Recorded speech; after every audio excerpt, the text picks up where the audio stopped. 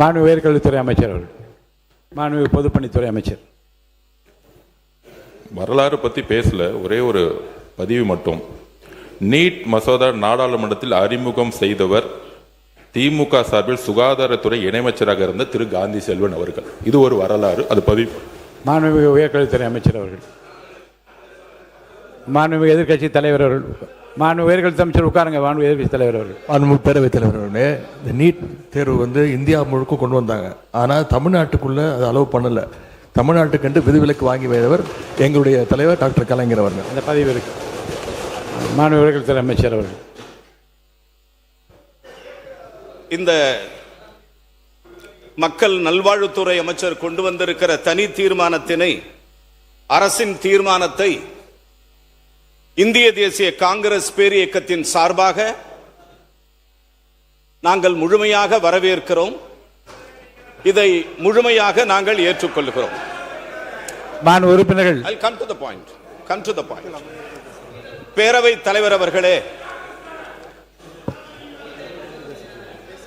தலைவர் அவர்களே, மாண்புமிகு தமிழக முதலமைச்சர் அவர்கள்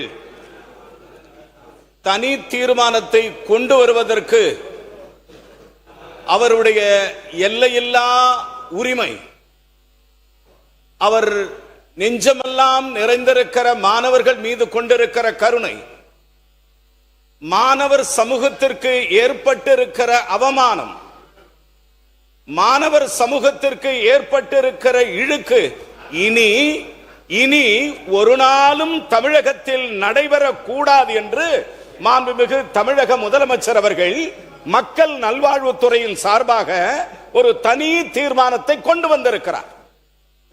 அந்த தனி தீர்மானத்தை நான் உளமாற வரவேற்கிறேன். மாண்புமிகு சபாநாயகர்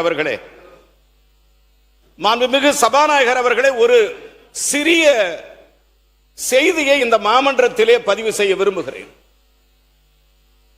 பெருந்தலைவர் காமராஜர் அவர்கள், நாங்கள் குலசாமியாக வணங்குகிற எங்கள் தலைவர், படிக்காத மேதை பெருந்தலைவர் காமராஜர் அவர்கள் முதலமைச்சராக தேர்வு செய்யப்படுகிறார். முதலமைச்சராக முதல்வர் பெருந்தலைவர் காமராஜர் தேர்வு செய்யப்பட்டவுடன் முதலமைச்சரை பத்திரிகையாளர்கள் சந்திக்கிறார்கள். பத்திரிகையாளர்கள் சூழ்ந்து கொண்டு முதலமைச்சரை கேட்கிறார்கள், சார் நான் கதைக்கு தானே, நீங்க அண்ணாவை பத்தி பேசுறீங்க, நீங்க கலைஞரை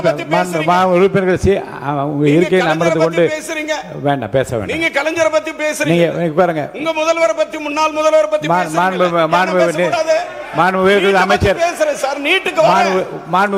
அமைச்சர், நீங்க பெருந்தலைவரை பற்றி இருங்க.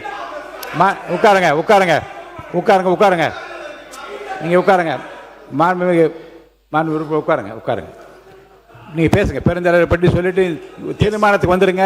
தீர்மானத்தை ஆதரிக்கிற கருத்தை சொல்லிட்டு முடிச்சிடணும். நீங்க வாங்க, பெருந்தலைவரை பற்றி சொல்லுங்க, முடிங்க.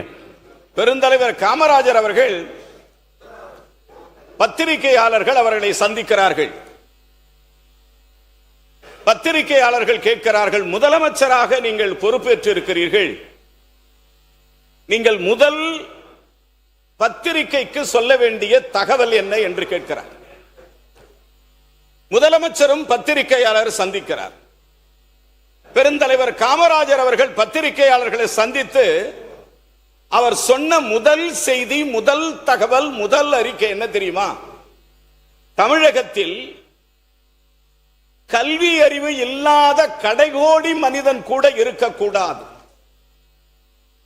கல்வி அறிவு இல்லாத, படிப்பு அறிவில்லாத எந்த மனிதனும் தமிழகத்தில் இருக்கவே கூடாது.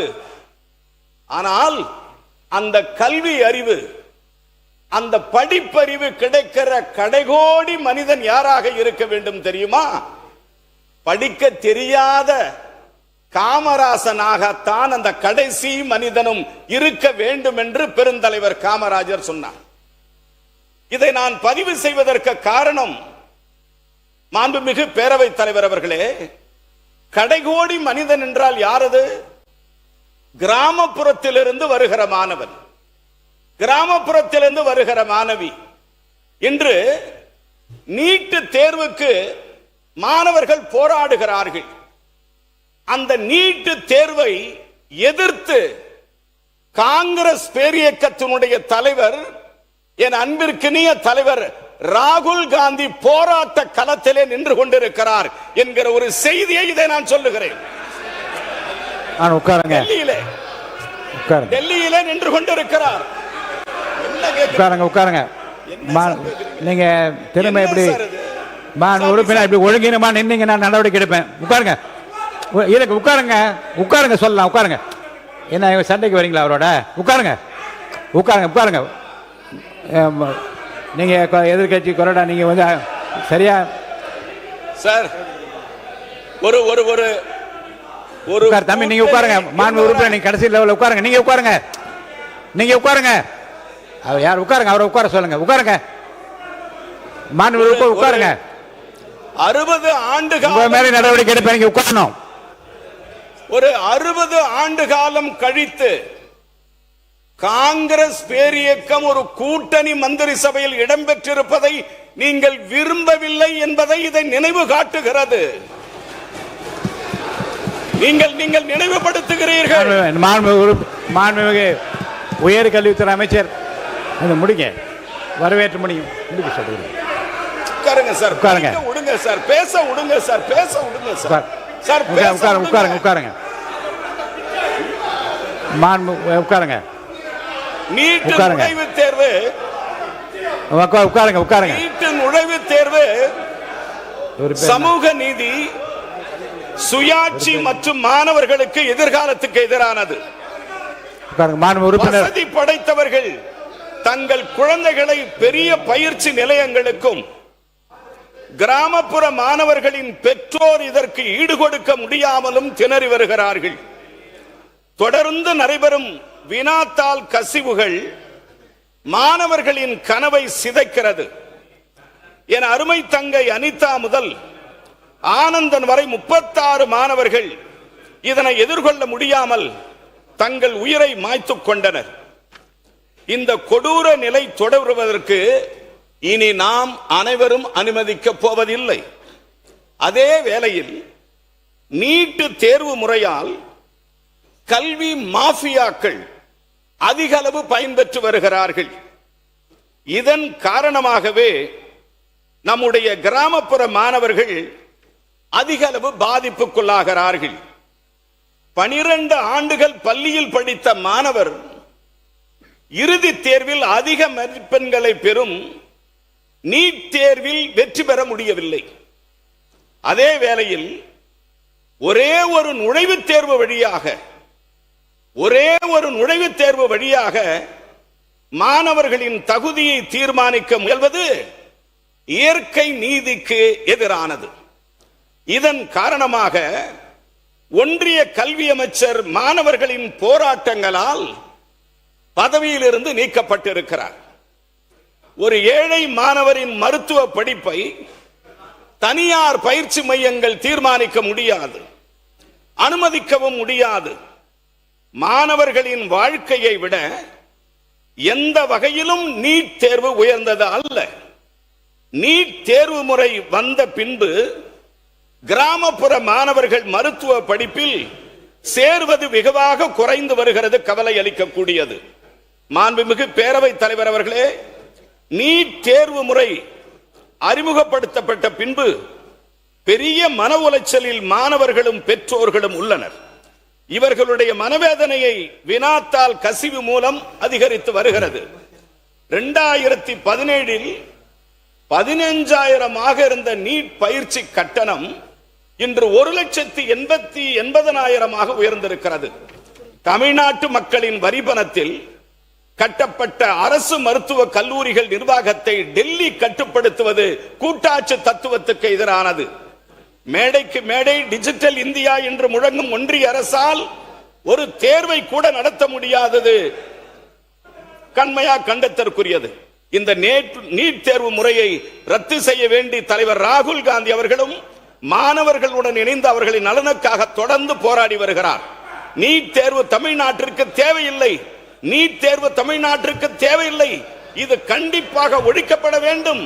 மாண்புமிகு தமிழக முதலமைச்சர் கொண்டு வந்திருக்கிற தனி தீர்மானத்தை நான் ஆதரிக்கிறேன், வரவேற்கிறேன். மாண்புமிகு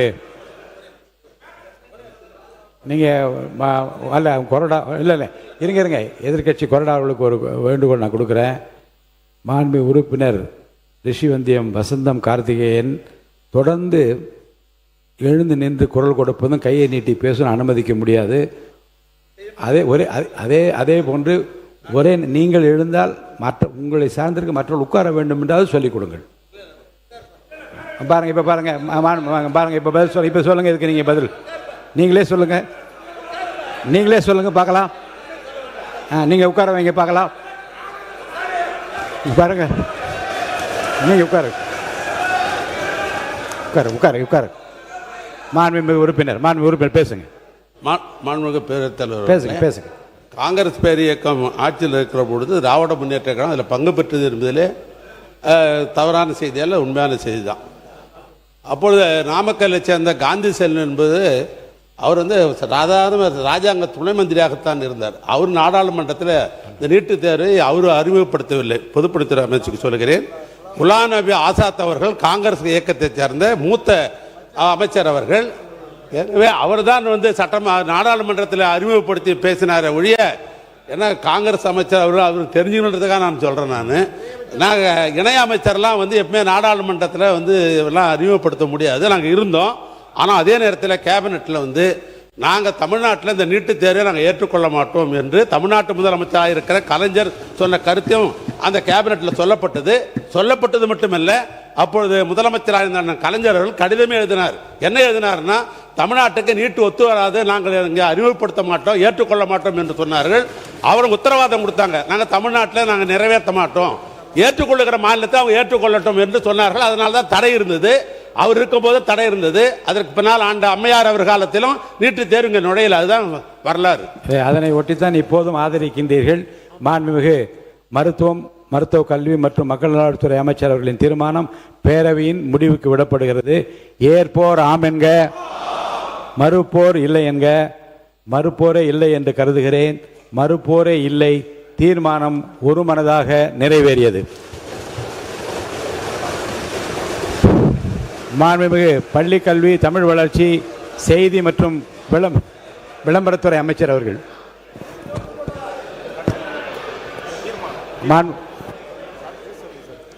மாண்புமிகு பள்ளி கல்வி, தமிழ் வளர்ச்சி, செய்தி மற்றும் விளம்பரத்துறை அமைச்சர் அவர்கள்.